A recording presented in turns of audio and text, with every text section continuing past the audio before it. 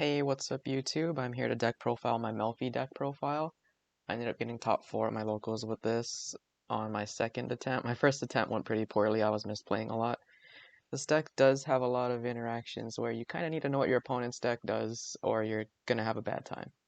Thankfully, this past tournament, my locals was predictable with decks that I know what they do, so that worked out. I played against Heroes. I did lose that matchup. He had Nibiru both games, and I didn't have a good follow-up. And I beat Dragon Link, and I beat Chaos Lightsworn Dinos. So that was an interesting tournament. Moving on to the deck profile, we're playing 3 puppies, the best boy or girl.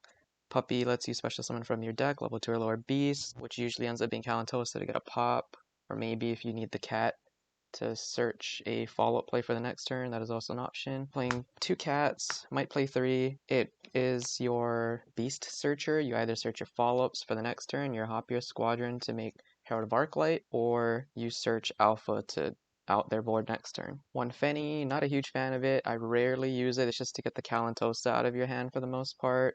Usually ends up being fodder for Melffy of the Forest. While I have like Kit as a material, and then you attach Kit to get your Tri-Brigade engine going while searching for a Melffy that you need to special at the end phase. Double Calantosa, the card that pops a card on special summon by a beast type monster's effect. They target 1 card on the field and destroy that target, and it just controls the board on your opponent's side.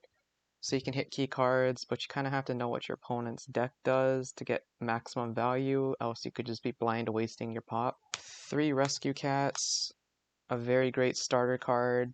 You can go into Joyous Melffys with this, with using double Calantosa, or you can try to get your Tri-Brigade engine by making Kit and something else. You could even make Nat Beast if you're playing that engine. So you get to do some cool stuff there. And then moving on to the Tri-Brigade engine, we have Double Kit, the best normal summon out of them, in the sense of that you just make Almirage, and then you can dump Nerval and search Karas, and then special Karas if you have another beast. So we're playing double Nerval to dump off of Kit, and double Karas to search off of the Nervals. And as I mentioned, we're playing Hop Your Squadron, searched off Cat usually, but I actually open it more than I probably should, so I almost never search it. Making the Arclight to stop your opponent's plays is pretty relevant. The 1 Airbellum to make Nat Beast. It gets sided out almost every other time. This is kind of like a local choice, because I know there's a lot of matchups here that rely on spells, at least that's what I expected, and it did work out okay. Put in some work against Dragon Link, but other than that, it's, yeah, very easy side out card. You also just don't need to play it, but having the Nat Beast option did help me. So the decision to play the Airbellum is up to you. And we're playing 2 alphas. Card you can be searching off of your cat. I only have 2, so I'm playing 2. I did actually end up pulling a 3rd one. I went into some boxes of Phantom Rage, so that is a thing. Honestly, probably will side the 3rd copy, but alpha is just great to out cards, and then you have so many beasts, so you can actually bounce more than 1 card. It's quite useful. Then hand traps, the Gamma package, and Driver. That is because Obedience Gold and Rescue Cat leave you vulnerable to Ash and friends, so it is very nice. And you could also consider running Lambda if you're not finding yourself locked into the beast monsters, so you can potentially Gamma while there is cards on your field. Then triple Ash Blossom, pretty generic hand trap.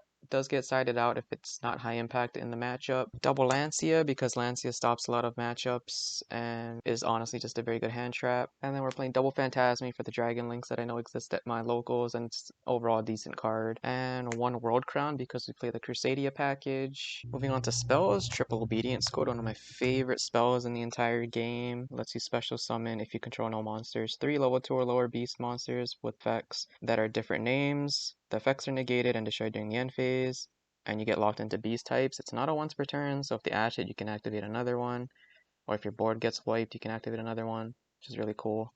Playing the 1 Hide and Seek, searched off of Melffys of the Forest usually. It lets you recycle your engine to keep the grind game going.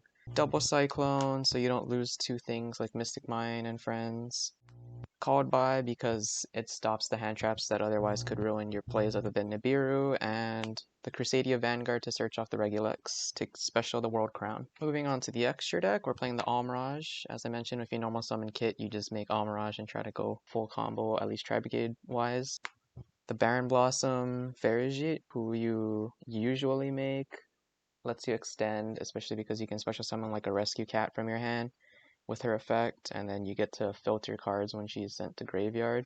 The one Ancient Warrior's Oath Double Dragon Lords as a disruption to bounce cards on your opponent's field, and you can get rid of awkward cards like if you happen to have an Almirage stuck in your extra monster zone that you don't want to just sack for no reason, at least to get an extra value out of it. And then the one Regulex, as I mentioned, we're playing the Crusadia package, so you special this usually when you're beast locked, and when you're in Obedience School, it's super free. You just Obedient School, special kit, special Melffy, special maybe Calantosa if you want to make your Joyous Melffy get that extra pop. And then you special summon it to the link zone that this is pointing to, because you would do the Melffy of the Forest, attaching your kit to get your Kerass, and then you normal your Kerass or special it if you want. And then you make this off of its skill, and then you make your Melffy special to the zone this points to, search your trap, and you have the crown to follow up on. I'm playing the Shurag because it's a non-targeting banish, and because you have Melffys that can special summon on your opponent's turn with Puppy, you can trigger it on your opponent's turn as well as your own turn. Boral Sword to win games. I don't have access code anymore, so this is probably where you would slot in the access code. Boral Sword did put in work though, so it's not bad at all as a budget alternative. Herald of the Arclight for the quick synchro of Hop Ear Squadron. The Nat Beast because of the Arabellum. You can just play like any other Link monster or Exceed monster you find suitable for the deck. 1 Omega for the Gamma. It lets you dodge to all fusions if you happen to end on this with like a Joyous Melffy that tags out, so you don't get punished, or they don't get free value at least. And you might even be able to rip a Nibiru if you're really lucky, but you know, that's not something you bank on. Exceeds, Melffy of the Forest, your Searcher. It can also negate a card if your Melffy effect bounces, so keep that in mind. It's kind of nice to turn a card effect off. Joyous Melffy, you tag it and special summon equal to the amount of materials of the Exceed you target. It's usually for 2, either like the double Calantosa or like a double Melffy like cat and dog, so you can get more effects going. The Sandayu to make a big fat token to out stuff. And then the Sky Cavalry Centaria to make our Zeus combo. And sitting on it can also be okay depending on the matchup. You know, if you just need to stall a little bit. It actually came up once where I was able to stall an extra turn and then make Zeus the following turn. Downward Magician to give our Zeus more materials, and the Zeus to round off our extra deck. Moving on to our side deck, I'm playing the last copy of Lancia because in the matchups where you play Lancia, it's a card you really want to see because it can usually shut off entire turns. And then double Nibiru for the combo matchups where you can easily out the token in this deck because of the different ways of either making Zeus for free, you can just pop it off of Calantosa and stuff like that. And we're playing the 1 Prankratops to have more ways to out cards going second. Triple Dark Ruler No More to break boards. Feather Duster and Red Reboot as more back row removal. Imperial Order to stop your opponent's spells when you go first. You usually don't need an extra spell to go off past your first turn unless you're playing catch up or in the grind game. Double Evenly to break boards, and triple Solemn Judgment to protect yourself from Dark Ruler No More. I'm also considering Curse Seal of the Forbidden One. I'm gonna see how that goes because paying half your life kinda is awkward, and this deck doesn't make the strongest boards where if they can attack enough times and get to your life points, you're kind of in an awkward position. So that's something I want to try out later. But that is the entire deck profile. If you guys have any questions, concerns, tips, tricks, anything I didn't play that I should be playing, anything like that, I'd love to hear it in the comments down below.